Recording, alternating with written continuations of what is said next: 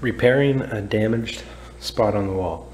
What you're going to want to do is get some sheetrock 90, the powder, drywall compound powder, and you're going to want to mix that up appropriately.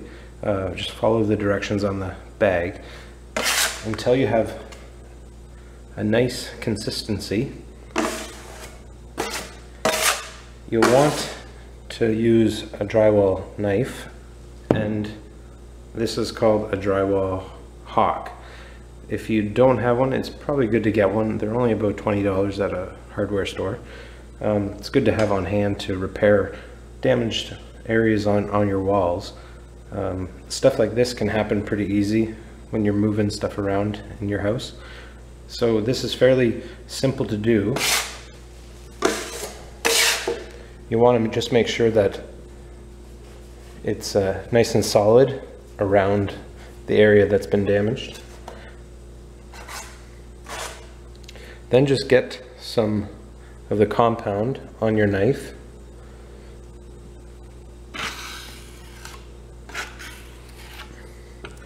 Smooth it out over the damaged area. There's also a few spots along here.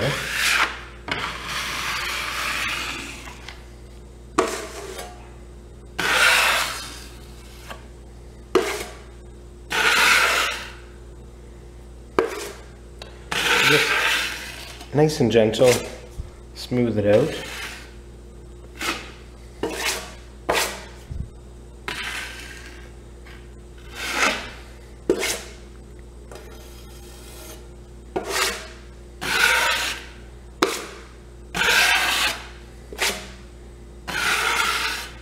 Go over it a few times.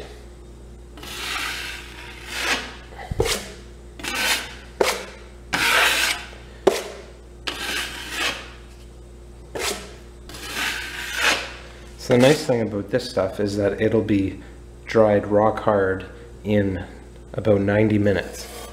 Then after that, I'll give it a light sanding in this area and then apply another coat of just a pre-mixed drywall compound, and then wait until that dries and then give it a sanding. After the first coat of sheetrock 90 is dry, all you want to do is lightly sand.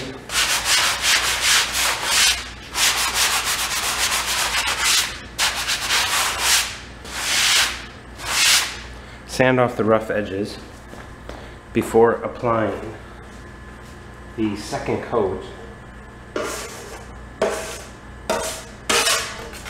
For the second coat, you just want to use a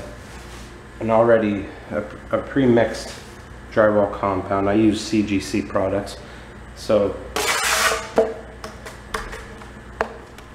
you just want to put on a light second coat.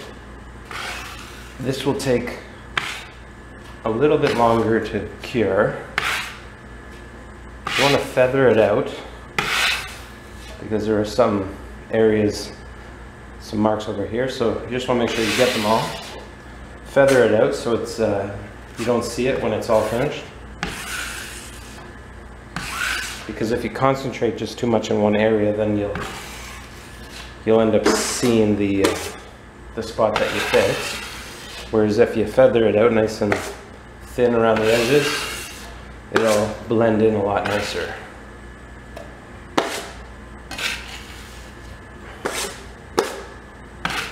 So you just want to drag your trowel nice and smooth over the top. So when you have a little bit on, you just want to smooth it off on the hawk.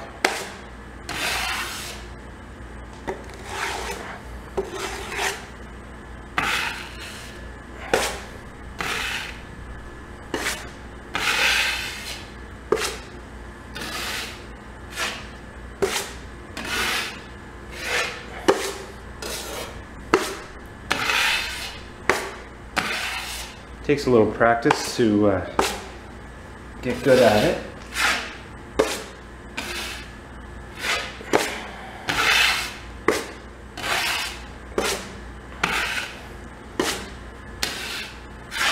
So we'll let that dry for a little bit, and then we'll come back and do a light sanding and see if it needs one more coat.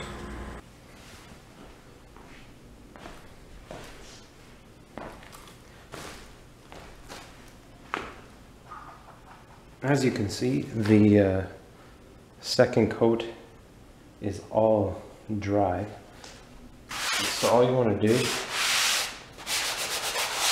lightly sand off any rough areas.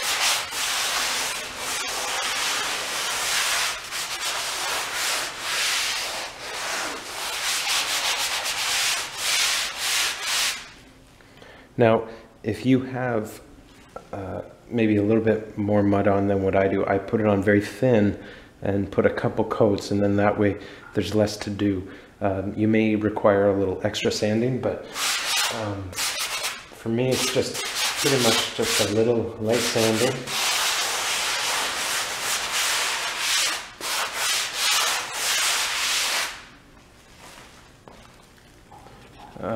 Now I just gave it a light wipe down with a damp rag, and now it's all dry again.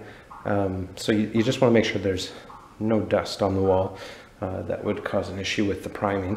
So next you want to get a little bit of primer on your roller.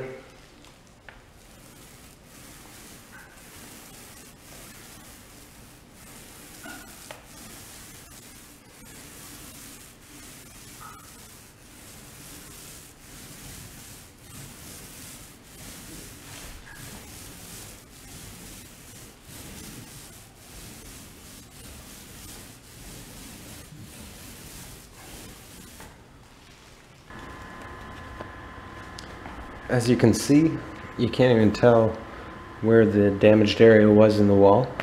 Now that it's been primed, you can go ahead and paint after that. So then 2 coats of paint, and then the wall will be complete. Be sure to watch more videos in the future. I'll be making a number of instructional videos on how to do repairs or different painting tips, and showing step-by-step instruction on how to do things like this. So now you can see it's nice and smooth, and you wouldn't even know there was a damaged spot.